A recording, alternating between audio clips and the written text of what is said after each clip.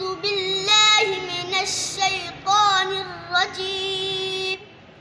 بسم الله الرحمن الرحيم. الرحمن علم القرآن خلق الإنسان علمه البيان.